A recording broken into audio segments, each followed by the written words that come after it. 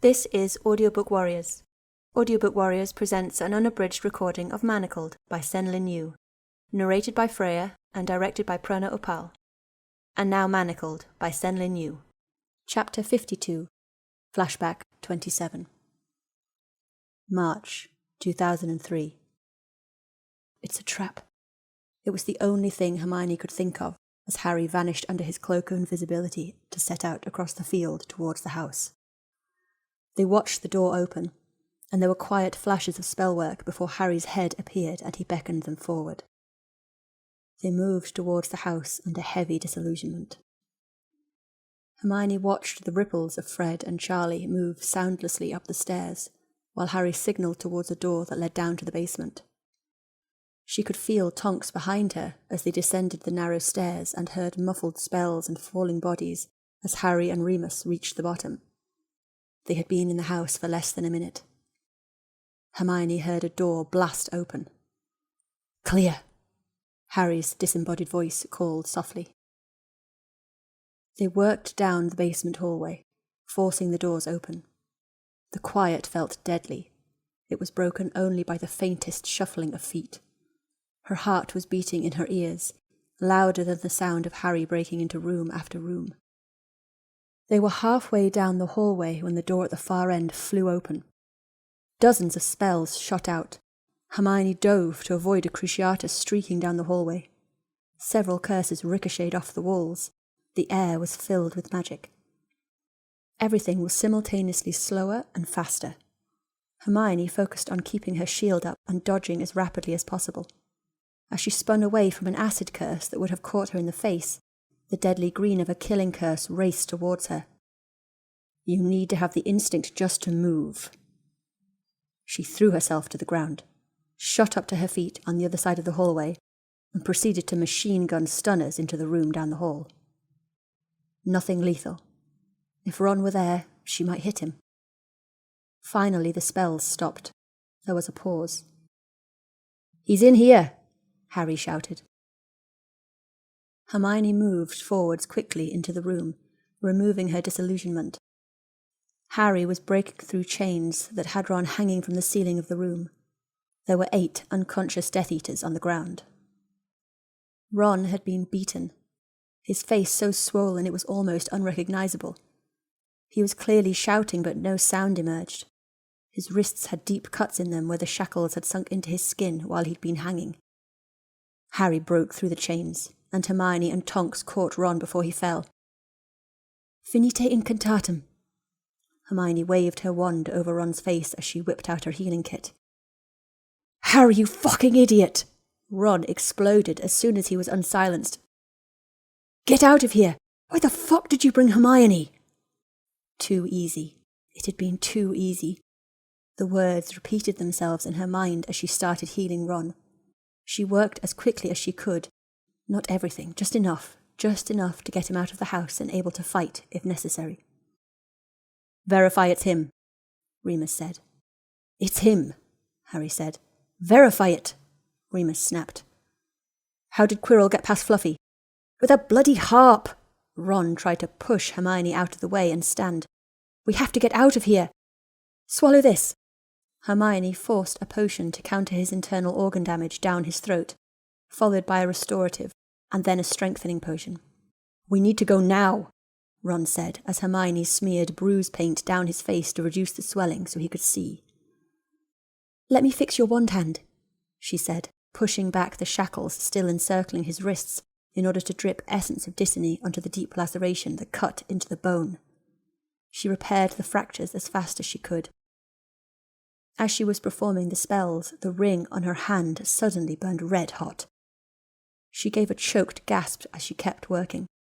The sensation had barely faded before it burned again. "That's enough." Ron ripped his hand away from Hermione with a wince. "We have to get out. Did you bring me a wand?" Harry pulled one out, and Ron gripped it limply and made to stand. He got halfway up and then sank back to the ground. Hermione pulled his arm over her shoulder. "You're with me," she said. "My job is to get you out." "You bloody idiot." Why did you let Harry talk you into this? Ron sagged against her and she helped him down the hall. You keep Harry alive, Hermione said quietly, and you're my best friend. Of course I came. She got him up the stairs as her ring burned again and again. Fred and Charlie were at the top of the stairs waiting for them. 9 minutes, we need to go. Charlie's voice was practically vibrating with tension. Charlie, Harry and Fred went out first, followed by Hermione and Ron, with Remus and Tonks covering the rear. Hermione's eyes locked on the edge of the anti-apparition ward. The wards end in 80 feet. We just have to reach the centre of the field, she told Ron. Her voice was shaking, but she tried to sound assured.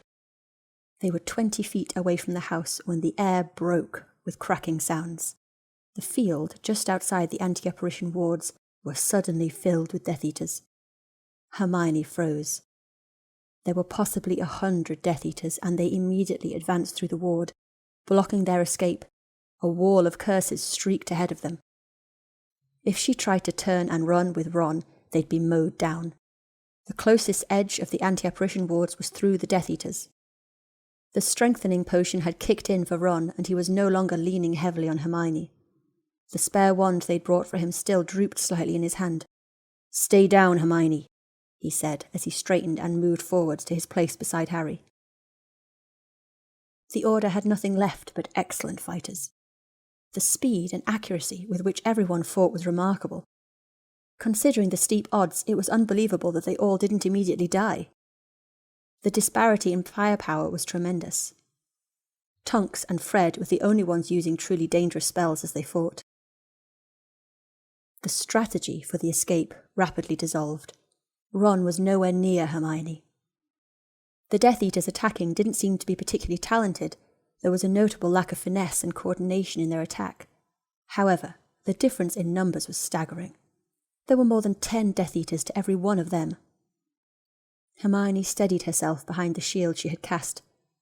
She cast a slicing hex at several throats. Tiny little cuts, simple, permanent. Her aim had grown precise. 3 Death Eaters dropped, one after another. She tried a few more, but other Death Eaters had the sense to keep their shields up. She slipped low severing charms towards their feet. Quite a few of the Death Eaters' shields weren't comprehensive. There were screams as more Death Eaters fell, their Achilles tendons cut through, dropping their wands as they went. Hermione followed the severing charm, with more lethal spells to ensure they all stayed down. Her shield charm was beginning to wear through from the number of spells that had struck it.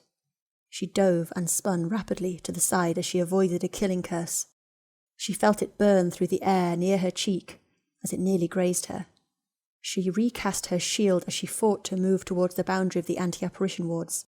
She looked for Harry and Ron, and the others, but the Death Eaters were so close. Everyone was spread out. Hermione turned sharply to avoid an unfamiliar curse. As she did, something struck her left wrist. The pain was searing. She stumbled back, glancing down, and found she'd been hit where her shielded shirt had ridden up on her wrist. Cruel, deep pustules were welling up along her arm. The acid curse. If they burst, they'd spit their acid and spread. It was so agonizing that it was hard to rasp out the counter curse. She was forced to stop and dodge or drop to avoid new curses. On the 3rd try, she managed to get the counter curse to stick. The pustules subsided, but the pain was still indescribable. She fell back, gasping raggedly, trying to find a more defensible spot. It was so open, nothing to hide behind but bodies. She couldn't stop herself from calculating her injury, like a ticker running along the back of her mind. Non-lethal but severe. She'd scar. But she was not at risk of losing her hand. The spots where the acid had eaten away at the bone on her wrist would never recover until she removed them and regrew them. She'd have to be careful not to fall on it. The bones were pocked with holes and highly fragile. She cast a powerful confringo to force back the Death Eaters closing in on her. Where were the others? Remus and Tonks were fighting back to back, holding their own, but nearly 30 feet away, pinned up against the wall of the house. Harry was closest to her, furiously battling dozens of Death Eaters. His glasses appeared broken, and it looked like a slicing hex had hit him on the forehead. There was blood streaming down half of his face. Fred, Charlie, and Ron were fighting their way toward him. Hermione tore her eyes away as the flash of a knife caught the corner of her eye. She dodged instinctively and grabbed the wrist of her attacker, using their momentum to carry them on and bury the knife into the stomach of another approaching Death Eater. The wielder snarled with rage and spun to attack her again. Close proximity wand combat was difficult. Trying to get the motion right when she hardly had room to move her wrist. Simple, deadly. With the tiniest flick, she cast upwards. A tiny thread of scarlet bloomed beneath the jaw of the Death Eater before his head toppled off. Blood spurted across Hermione's face. It was in her eyes, and she could taste it as the knife clattered to the ground. Hermione wiped the blood from her face, spitting, and watched as a huge, unmasked Death Eater grabbed hold of Ron and sank his teeth into Ron's shoulder. Harry, Fred, and Charlie all shot stunners, but they bounced off the Death Eater. Werewolf. Ron was screaming in agony as he tried to wrench himself free. The werewolf jerked his head up, tearing Ron's shoulder open. The full moon was a day away. The spell power required to take down a werewolf at that point would be considerable. At least 7 more stunners. Too long for Ron. Spells to bring down a werewolf. Hermione scrambled to think of one. She reached deep inside of her magic and hissed, "Carbonescra!" Something in her twisted. The black curse shot from her wand. It was like a cloud of black smoke that zipped across the field and exploded around the Death Eater.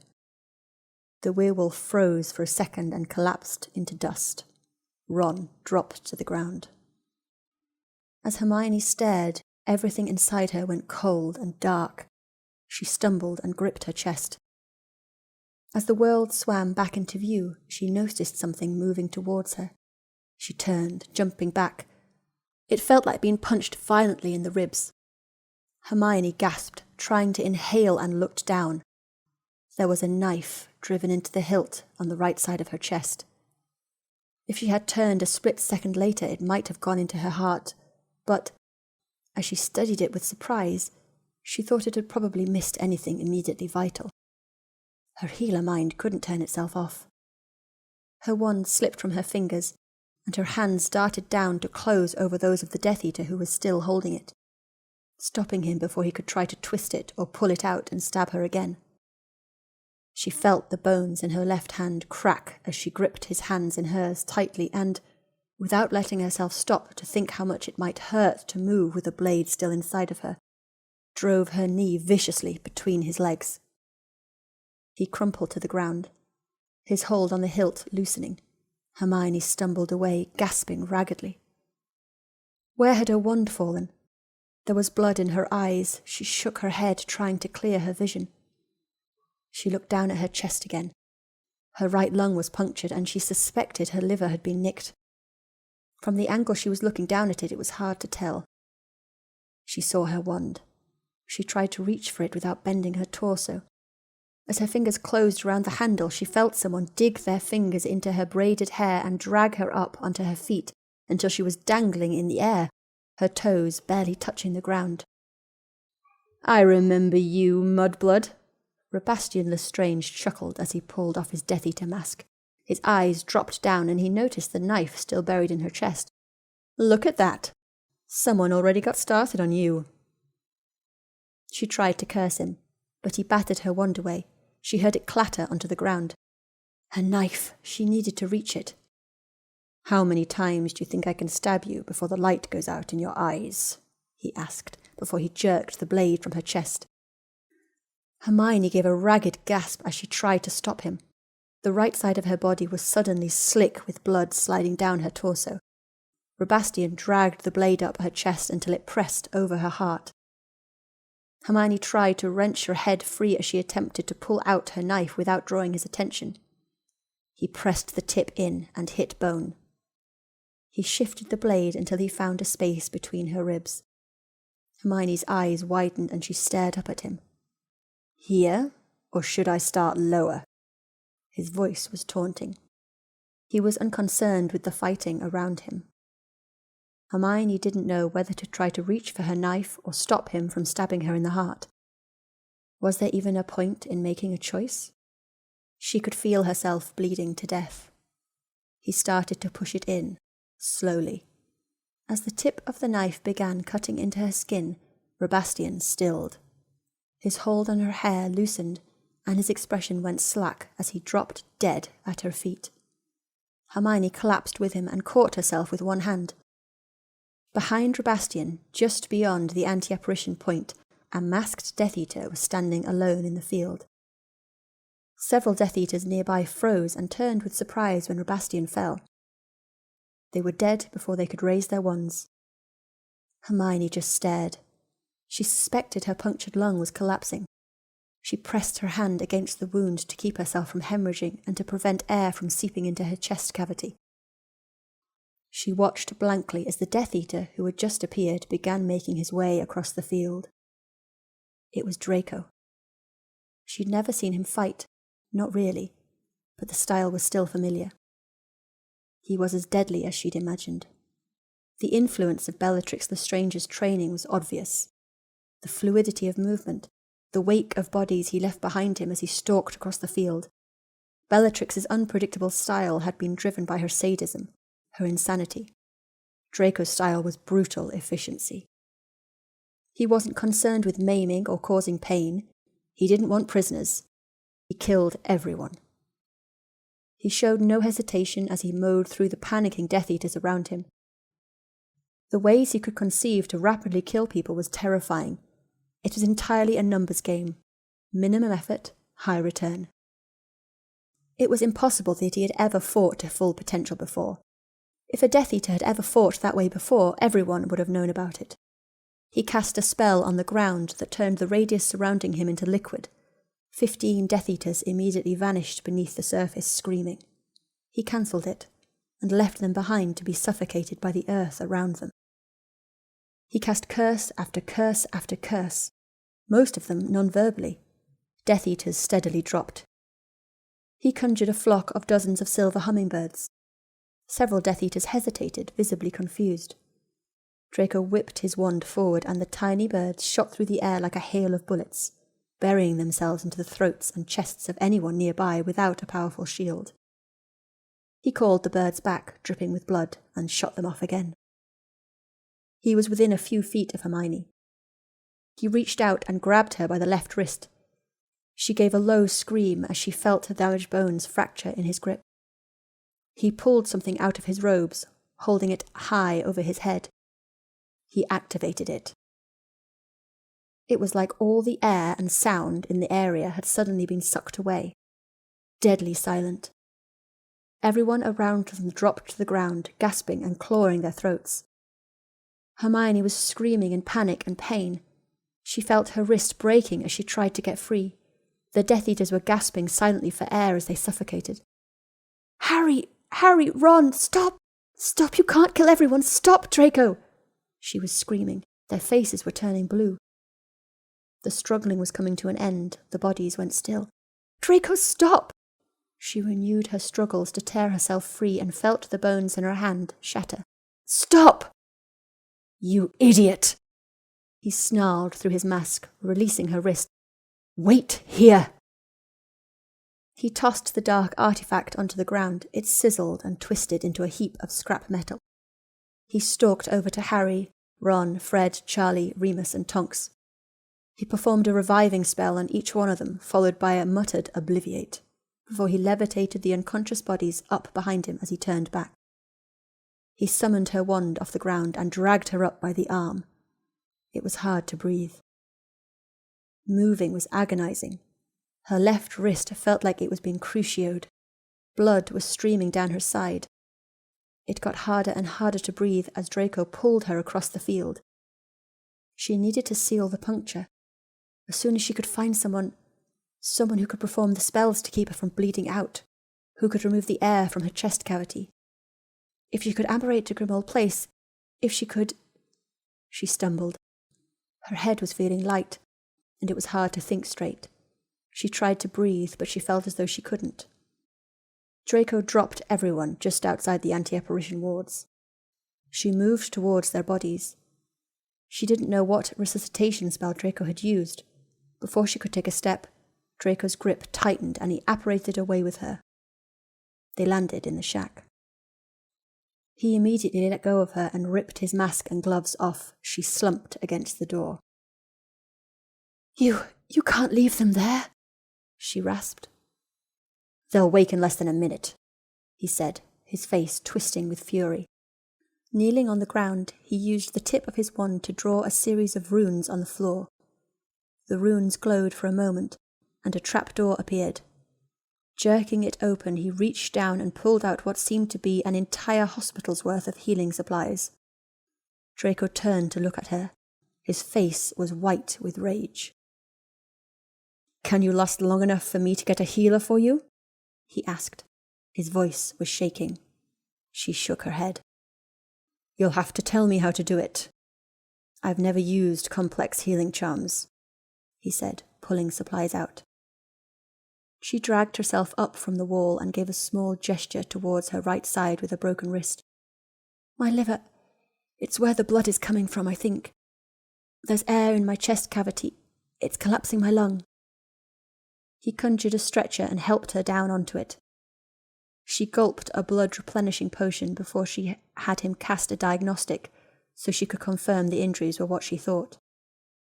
He had all the necessary potions to help stabilize her and keep her from going into shock. He was steady-handed. He cut off her clothes and performed the spells to staunch the bleeding and repair the blood vessels and biliary ducts in her liver as it started healing, following her instructions carefully. Then he handed her another vial of blood-replenishing potion. The spell to siphon out the air collapsing her lung was tricky. She had trouble showing him the wand movement.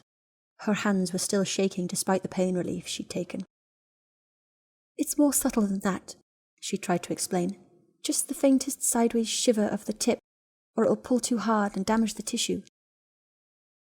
Wincing, she put both hands around his and slowly moved his left hand in the necessary motion, as she said the incantation in time with each movement. He got it right on the third try. And then, after you repair the lung tissue, it's just a regular healing charm to fix the diaphragmatic muscle and close the incision, she instructed when she could finally breathe again. She slumped down to recover while he cleaned the blood off her. It was crusted on her face, in her eyelashes. What were you doing there? He asked in a low, shaking voice as she turned and transfigured a piece of dressing into a shirt and started trying to pull it over her head. Harry asked me to come, she said with a small shrug. I told you, we need Ron. You aren't experienced in combat, he said. He was pale and his hands were trembling faintly as he helped her pull the shirt over her head. Why are they bringing you out again without even giving you a partner? Hermione didn't look at him. She swallowed and slid her right hand down the sleeve. They needed a healer. Our other healer lost her foot foraging. I was chosen because I could walk faster. He drew a sharp breath. You knew it was a trap, he said. You knew it, but you went anyway. Rebastian's prison ambush. No one actually thought the Order would be idiotic enough to fall for it. It was a training simulation for the rookies. Harry was going to go. So? Harry is the point of this war. If he dies, it's over. I will always follow him. Strategically, I'm a casualty we can afford. Harry is not. If I improve his odds at all, it's worth it, she replied in a steady voice as she twisted gingerly and lifted her broken wrist up to slide down the sleeve. You weren't saving Potter. You were saving Weasley. Hermione twitched her shoulder. Ron is critical. Harry needs Ron. If something happens to Ron, it'll break him. He needs Ron to want to win. What about you? Doesn't Potter need you? Draco said. His eyes glittered with rage. Hermione looked away. Not like he needs Ron. I'm not like that to him. She swallowed the lump in her throat. The Weasleys, she started, and then she gave a short sigh. They're his family. They're everything he wants. To win, he has to be able to see himself with them afterwards. That is what drives him. If he loses it, stops believing that he'll get it, he won't keep going. He won't be able to. I thought you were part of the trio. Won't Potter despair if he loses you? No, she said, glancing away. He'd grieve, he'll be angry, but I'm not emotionally vital. I was never very good at... Her lips twitched. Ron connects to Harry emotionally. Harry is driven by his emotions. So what? Potter drags you to a firefight you have no experience trying to survive because you're expendable enough? Ron comes first. Harry will always take care of him first. He doesn't think clearly when the people he regards as family are in danger. He doesn't realise he's risking others. She said, lifting her chin. He's always been that way. Draco stared at her. So who cares for you, Granger, if Potter doesn't? She blinked. I don't need anyone to care for me, she said, stiffly, but her voice shook. It wasn't an accident, Draco. I chose to reduce my casualty value. His expression hardened. You let yourself become expendable to Potter. The more weaknesses Harry has, the more vulnerable the entire resistance is. She hadn't thought Draco could look angrier than he already did, but he suddenly looked ready to explode. When I think I can't hate Potter more, he finds a new way to prove me wrong, he said, pulling out several more potions and handing them to her. She tried to pull the corks out with one hand, but couldn't manage it.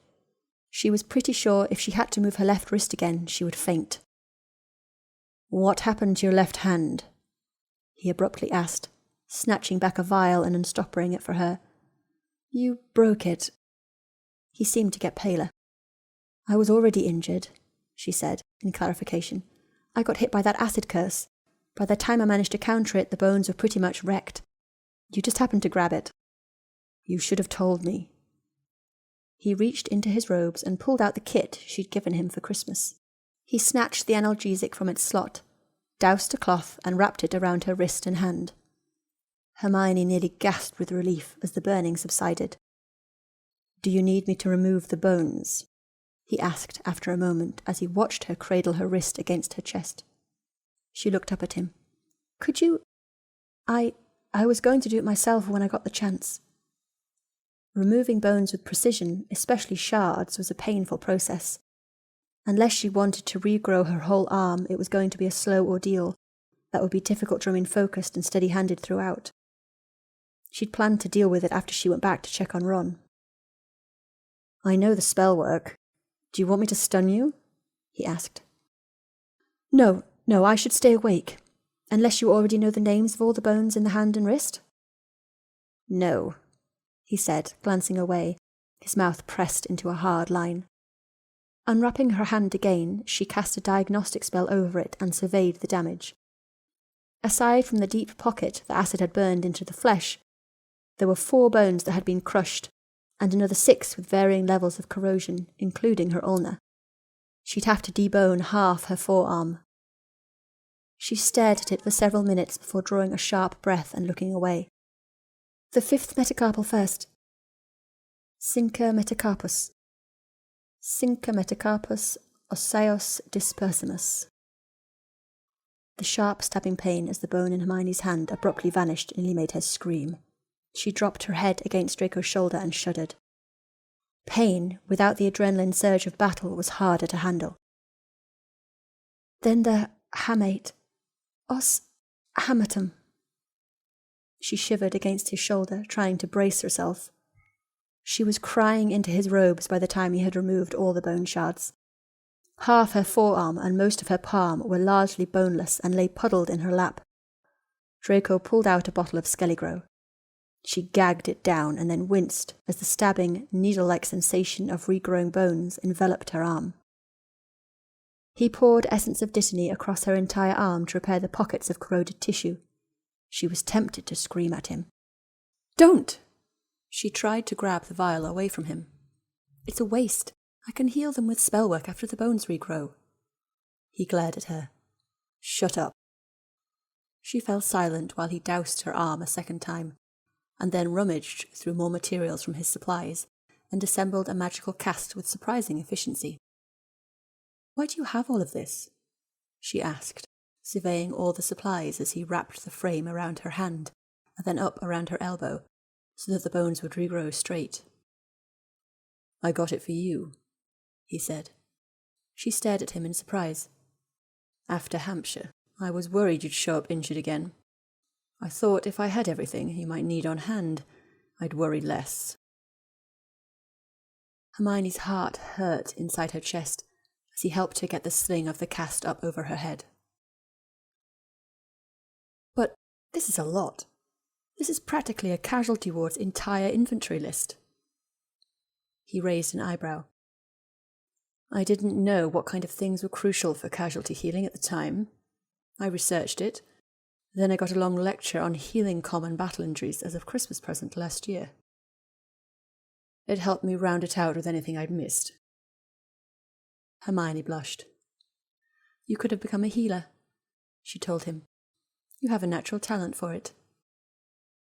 The corner of his mouth twitched faintly. "That is one of the most ironic things anyone has ever said to me," he said. The conversation stalled. "I have to get back. Ron's injured. And Harry too," she said in a soft voice as she moved to stand. Draco stood up, his eyes growing cold. "Don't ever go on another mission." "That's not your call," she said, meeting his eyes. He paled and his jaw twitched. "Remind Moody, if the Order wants my continued assistance, they will keep you alive." Hermione stilled, and her mouth twisted as she looked away from him. "You are doing this for your mother, Draco." He turned her firmly by the shoulders and stared down at her. "She is dead," he said. "You are not. My loyalty was to those least responsible for her suffering. However, if the Order has decided you're an affordable casualty and sends you out to be mowed down as battle fodder, I will not be noble. I have no compunction against exacting dual revenge. I will make Potter pay if he gets you killed." Hermione froze. This was dangerous. She hadn't factored for this. She knew that Draco's loyalty wasn't based on ideology. It was purely a sense of personal loyalty. He hated Harry. He just hated Voldemort more. Hermione's careless, emotional confession had just given him grounds to waver. He was possessive. She was his. Harry had endangered her. She should have felt panicked. She should have been cold. She should have reminded him of his vow, or reminded him that she could always choose the Order first until they won. If he wanted her, he would have to wait. It was what she should do. She stared up at him, and her shoulders shook. She was so tired. Life had been cold for such a long time. Her fingers twitched. She almost reached for him. Then she slowly curled her hand into a fist and slid it behind her back. Don't do this, Draco." Her voice broke. "You are not expendable," he said in a low, desperate voice. "You don't get to push everyone away so that they'll feel comfortable with using you and letting you die." Hermione's hand was shaking, and her throat felt as though there was a stone lodged inside it. She dropped her head and drew a deep breath. Ron is hurt, and Harry. She steeled herself and tried to twist free. "This is a war. It's not some sort of tragic self-condemnation to be expendable. It's a strategic liability not to be. I would have thought you'd have realised that was the case with me. A healer isn't going to win the war. That's why I was available to trade. I even have a replacement in the hospital ward right now because of you. I had to train her." She gave a bitter laugh. "You did this to me. You made me as expendable as I am." She choked back a sob. "And you didn't even want me either." He flinched and his hold loosened. "I have to go now." Her voice shook as she stepped away. Draco caught her by her right arm and pulled her back. "You are not replaceable," he said. His hands were shaking as he gripped her. You are not required to make your death convenient. You are allowed to be important to people. The reason I took that fucking vow was to keep you alive, to keep you safe." She tried to pull away from him, but he wouldn't let go. She twisted, trying to get away. She had to go, because he kept staring at her with desperation written across his face, and it was breaking her inside. She sobbed and, before she had time to think, twisted the fingers of her right hand into his robes, pulled him closer, and kissed him. Not me, not Hermione, you. Make sure you subscribe to this channel and tap that bell. Thank you very much.